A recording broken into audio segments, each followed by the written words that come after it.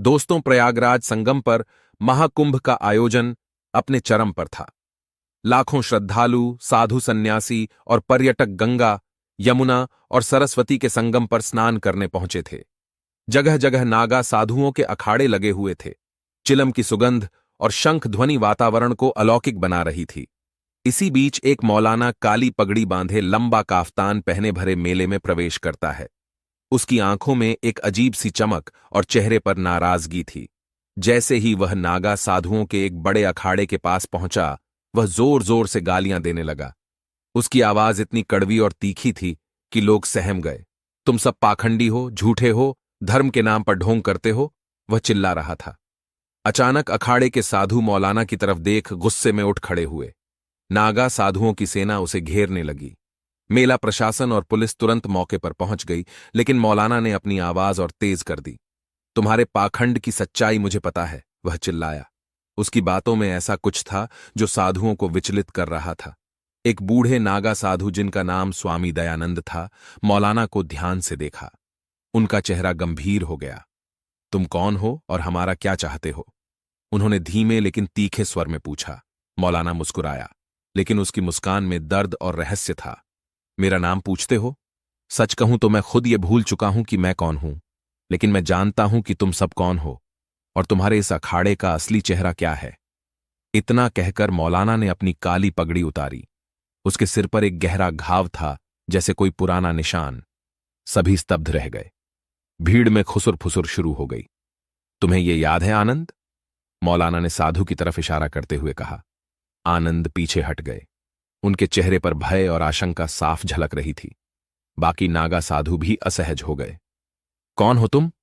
आनंद ने कांपती आवाज में पूछा। मौलाना ने अपनी आंखें बंद की और कहा, सालों पहले जब मैं एक मासूम लड़का था, तुम्हारे अखाड़े ने मुझे मेरे परिवार से अलग किया।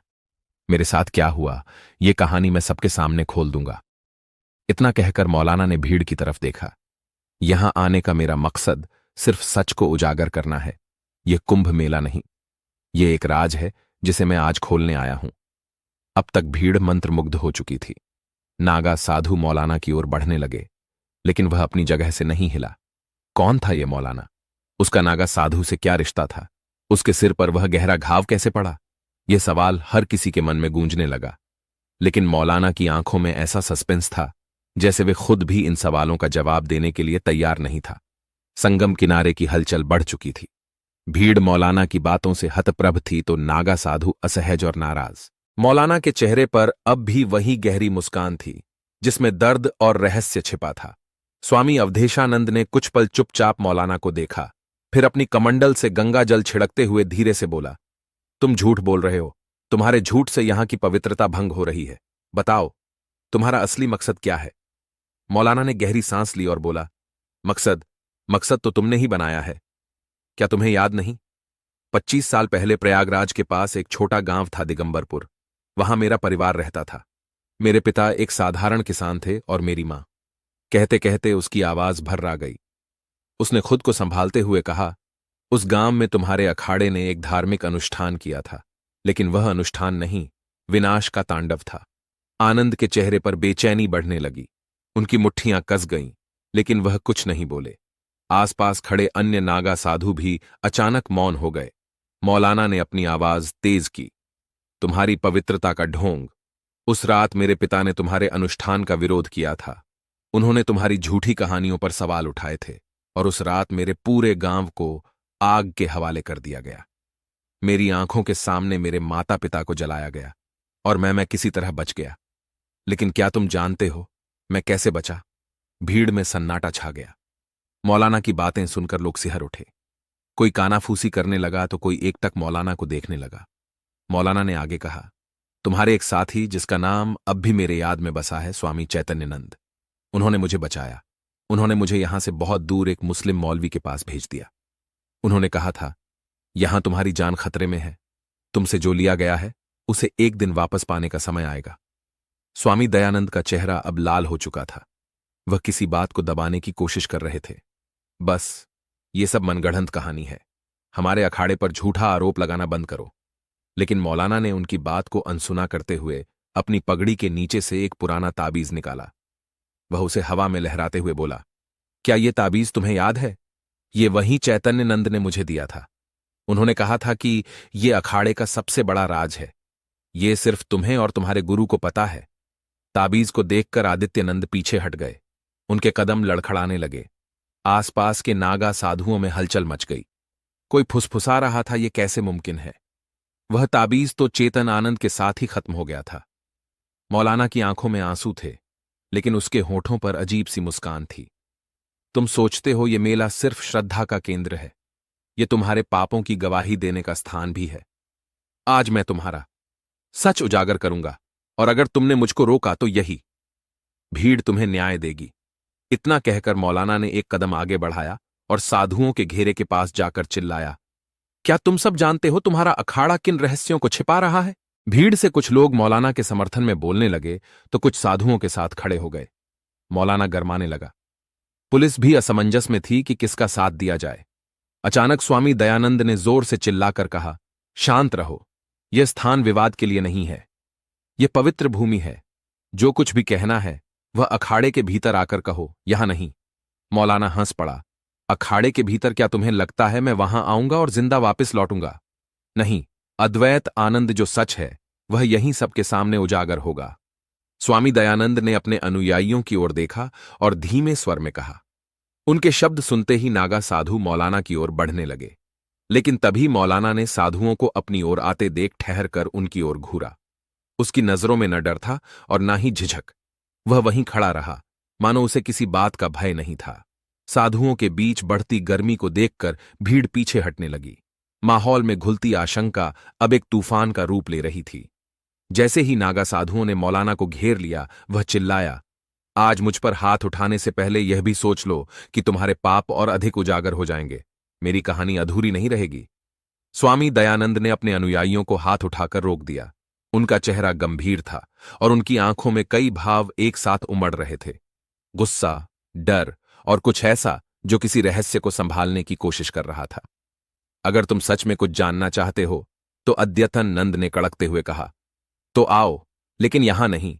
अखाड़े के भीतर संगम के किनारे पर इस तरह तमाशा करने का अधिकार तुम्हें नहीं है। मौलाना मुस्कुराया। अखाड़े के भीतर? मैं जानता हूं कि तुम्हें लगता है वहां तुम्हारी शक्ति सर्वोच्च है, लेकिन याद रखना, मैं वहां भी सच को डूबने नहीं दूंगा। भीड़ में एक औरत जो अब तक मौलाना को चुपचाप देख रही थी, अचानक बोल उठी, अगर यह आदमी सच कह रहा है तो क्यों नहीं इसे अपनी बात रखने देते? अगर यह झूठ है तो सच सबके सामने आ ही जाएगा। स्वामी दयानंद ने उस औरत को देखा। कुछ पल के लिए वह ठिठक गए, मानो वह उसे पहचानने की कोशिश कर रहे हों, लेकिन फिर उन्होंने सिर झटका और मौलाना की ओर इशारा करते हुए कहा, चलो। अखाड़े के भीतर का दृश्य बाहर से बिल्कुल अलग था। बड़े बड़े तंबू, साधुओं के मंत्रोच्चार और रहस्यमयी प्रतीक चिन्हों से सजी दीवारें। यह स्थान आध्यात्मिकता और रहस्यमयता का संगम था। मौलाना ने भीतर कदम रखा और उसकी आंखों में अजीब सा भाव उमड़ आया। कई सालों बाद मैं यहां लौटा हूं, उसने धीमे स्वर में कहा, जहां हर चीज वही है, बस एक बात बदल गई है। अब मैं तुम्हारे झूठ को पहचान चुका हूं। स्वामी दयानंद ने अपनी छड़ी जमीन पर ठोंकते हुए कहा, जो कुछ भी कहना है कहो, लेकिन झूठ मत फैलाओ। मौलाना ने ताबीज को हवा में लहराते हुए कहा, यह ताबीज केवल एक प्रतीक नहीं है, यह तुम्हारे अखाड़े की वह काली सच्चाई है जिसे तुमने सालों से छिपा रखा है। यह ताबीज मुझे उस रात चैतन्य नंदा ने दिया था। उन्होंने कहा था कि अगर कभी मैं इसे सही स्थान पर रखो तो यह अपने आप हर राज खोल देगा। दयानंद ने जोर से हंसने की कोशिश की, लेकिन उसकी हंसी में घबराहट थी। क्या बकवास कर रहे हो? यह सिर्फ एक ताबीज है, इससे कुछ साबित नहीं होगा। मौलाना ने अखाड़े के बीच बने एक बड़े चबूतरे की ओर इशारा किया। चेतन आनंद ने कहा था कि यह ताबीज वहां रखा जाए तो सच अपने आप बाहर आ जाएगा। यह सुनकर आनंद ने गुस्से में चिल्लाया, झूठ ये ताबीज कुछ नहीं कर सकता। लेकिन उनकी आवाज में वह दृढ़ता नहीं थी जो साधुओं को उनके शब्दों पर यकीन दिला सके। मौलाना ने भीड़ और साधुओं की ओर मुड़कर कहा, अगर यह झूठ है तो मुझे उस चबूतरे तक जाने से रोकने की जरूरत नहीं, लेकिन अगर यह सच है तो यही अखाड़ा अपनी सच्चाई उजागर कर देगा। भीड़ में से कुछ लोग फुसफुसाने लगे। नागा साधुओं के बीच भी असमंजस फैल गया। अंत में आनंद ने अपने अनुयायियों को इशारा किया, इसे जाने दो, लेकिन अगर कुछ भी अनर्गल साबित हुआ तो इसकी सजा बहुत बड़ी होगी। मौलाना ने चबूतरे की ओर कदम बढ़ाए। उसकी हर चाल पर सैकड़ों आंखें गड़ी थीं। उसने ताबीज को अपने हाथों में कसकर पकड़ा और चबूतरे के पास पहुंचा। उसकी सांसें तेज हो रही थी। जैसे ही उसने ताबीज को चबूतरे पर रखा, एक गूंजती हुई ध्वनि पूरे अखाड़े में गूंज उठी। सभी चौंक उठे। चबूतरे से हल्की सी कंपन महसूस हुई। मौलाना पीछे हट गया। अचानक चबूतरे के ऊपर की मिट्टी दरकने लगी। नागा, साधु और सतानंद अवाक रह गए। मिट्टी के नीचे से एक धातु का बक्सा नजर आने लगा। ये क्या है? भीड़ से किसी ने चिल्लाकर पूछा। मौलाना ने गहरी सांस लेते हुए कहा, ये वही है जो तुम्हारे अखाड़े की सबसे गहरी सच्चाई छिपा रहा है। आज ये बक्सा खुलेगा और इसके साथ ही तुम्हारा हर राज भी। अद्यतन। नंद का चेहरा सफेद पड़ चुका था। वे चिल्लाए नहीं, इसे खोलने का अधिकार तुम्हें नहीं है। लेकिन मौलाना ने उनकी बात को अनसुना करते हुए बक्से की ओर कदम बढ़ाया। चबूतरे के नीचे दबे बक्सा अब पूरी तरह से उजागर हो चुका था। चारों ओर खामोशी छा गई थी। मौलाना की आंखें बक्से पर टिक गईं, मानो वह उस पल का इंतजार बरसों से कर रहा हो। नंद आनंद की आंखों में घबराहट साफ साफ दिख रही थी।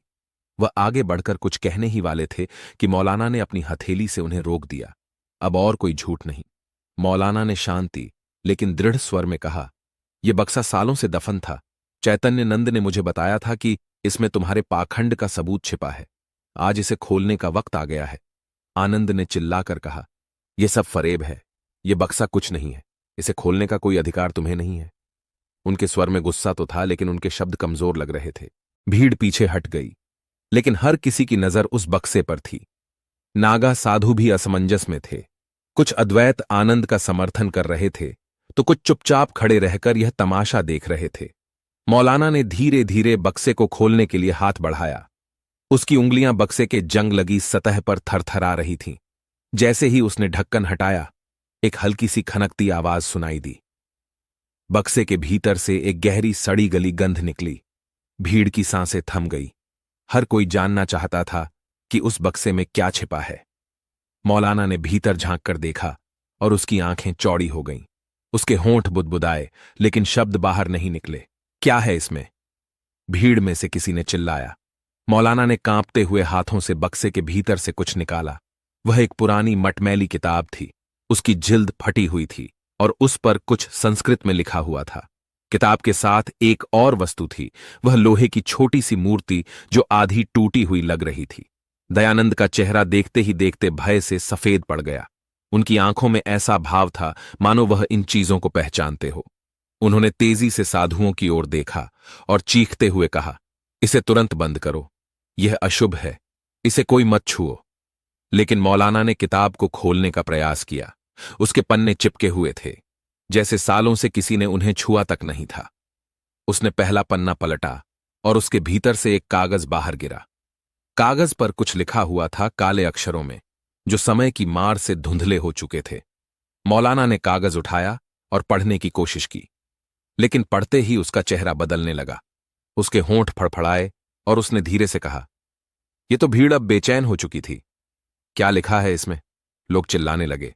आनंद ने एक कदम आगे बढ़ाकर चीखते हुए कहा, इसे बंद करो। यह किताब और यह बक्सा झूठ है। यह तुम्हें भटका देगा। लेकिन मौलाना ने उनकी बात अनसुनी करते हुए किताब का दूसरा पन्ना पलटा। जैसे जैसे वह पढ़ता गया, उसके चेहरे पर गुस्सा और दर्द के भाव उमड़ने लगे। यह सब कुछ यही लिखा था। यह किताब तुम्हारे अखाड़े की असलियत है, तुम्हारे अपराधों की गवाही है। यह बताती है कि तुम्हारी इस पवित्र अखाड़े ने कितनी जिंदगियां तबाह की है। अचानक नागा, साधुओं में खलबली मच गई। कुछ साधु आनंद के पास आकर फुसफुसाने लगे, तो कुछ मौलाना की ओर बढ़ने लगे। अद्वैत आनंद ने चिल्लाकर आदेश दिया, इसे रोको। यह झूठ फैला रहा है। यह हमारी परंपरा और धर्म पर हमला है। इसे बाहर निकालो। लेकिन तभी भीड़ में से एक बूढ़ी औरत ने आवाज लगाई, रुको, मुझे भी यह किताब देखने दो। वह औरत आगे, और जैसे ही मौलाना ने उसकी ओर देखा, उसकी आंखों में पहचान का भाव चमक उठा। तुम? मौलाना ने कांपती आवाज में कहा, तुम यहां कैसे? औरत ने मौलाना को गहरी नजरों से देखा। क्योंकि तुम्हारी सच्चाई मेरी सच्चाई से जुड़ी है। इस किताब में जो कुछ लिखा है, मैं उसे जानती हूं, और मुझे लगता है यह अखाड़ा भी जानता है। आनंद का चेहरा अब गुस्से और घबराहट का मिश्रण बन चुका था। उन्होंने साधुओं को इशारा किया, लेकिन इस बार साधु उनकी बातों को लेकर संशय में थे। भीड़ अब एक साथ बोलने लगी। हर कोई जानना चाहता था कि उस किताब और बक्से में क्या राज छिपा है। मौलाना ने किताब बंद की और गहरी सांस लेते हुए कहा, यह सिर्फ शुरुआत है। यह किताब और यह मूर्ति तुम्हारे अखाड़े का वह चेहरा दिखाएगी जिसे तुमने सालों तक छिपाकर रखा है। मौलाना ने किताब को मजबूती से पकड़ा और चबूतरे पर खड़ा हो गया। उसकी आंखों में वह दर्द साफ दिखाई दे रहा था जो उसने सालों से छुपा रखा था। भीड़ में हलचल बढ़ गई थी। हर कोई जानना चाहता था कि इस किताब और बक्से में आखिर ऐसा क्या है जिसने स्वामी अच्युतानंद को इतना बेचैन कर दिया। स्वामी अच्युतानंद ने जोर से चिल्लाते हुए कहा, यह सब फरेब है। यह आदमी हमें बदनाम करने आया है। इसे यहां से बाहर फेंक दो। लेकिन उनकी आवाज में वह शक्ति नहीं थी जो एक सच्चाई के समर्थक में होनी चाहिए। उनके शब्द खुद उनके अनुयायियों को भी संदेह में डाल रहे थे। मौलाना ने किताब को खोला और तेज आवाज में पढ़ना शुरू किया। यह अखाड़ा सिर्फ साधुओं और धर्म का केंद्र नहीं था। यह एक ऐसा स्थान था जहां निर्दोष लोगों को बलि के नाम पर मारा गया था, जहां सैकड़ों बच्चों को उनके परिवारों से अलग कर दिया गया, जहां धर्म के नाम पर ताकत और भय का राज कायम किया गया। भीड़ स्तब्ध रह गई। कुछ लोग मौलाना की बातों को विश्वास से सुन रहे थे, तो कुछ को यह असंभव लग रहा था। मौलाना ने आगे पढ़ा, 25 साल पहले दिगंबरपुर गांव में इसी अखाड़े ने एक अनुष्ठान किया। उसे अनुष्ठान के लिए गांव के हर परिवार से एक बाल्टी मांगी गई। मेरे पिता ने इसका विरोध किया और उसी रात पूरे गांव को आग के हवाले कर दिया गया। यह सब चेतन आनंद और आनंद के आदेश पर हुआ। इतना सुनते ही आदतन चिल्लाए, झूठ, यह झूठ है। हमारा अखाड़ा कभी ऐसा नहीं कर सकता। लेकिन मौलाना ने किताब से एक कागज निकाला और उसे भीड़ की ओर दिखाया। यह उस अनुष्ठान की सूची है। इसमें हर उस व्यक्ति का नाम है जिसे बलि के लिए चुना गया था। यहां मेरे पिता का नाम भी है। स्वामी दयानंद की आंखों में अब गुस्सा नहीं बल्कि डर था। उन्होंने भीड़ से कहा, यह कागज नकली है, इसे मत मानो। यह आदमी हमें बदनाम करने के लिए यहां आया है। तभी वह बूढ़ी औरत जो पहले मौलाना के पास आई थी बोल पड़ी, मैंने यह सब अपनी आंखों से देखा है। उस रात मेरा परिवार भी दिगंबरपुर में था। मेरी बेटी को भी बलि के लिए उठाया गया था। मैं तब से चुप रही, लेकिन आज मैं गवाही दूंगी। यह मौलाना सच कह रहा है। औरत की गवाही ने भीड़ को और भड़का दिया। लोग आनंद की ओर देखने लगे। नागा साधुओं में भी फुसफुसाहट होने लगी।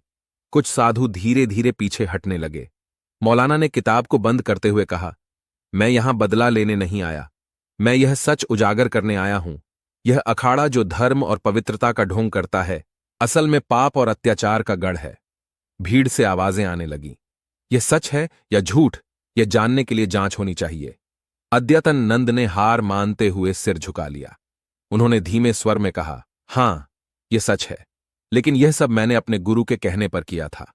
मैं केवल उनके आदेश का पालन कर रहा था। भीड़ में हड़कंप मच गया। लोग चीखने लगे।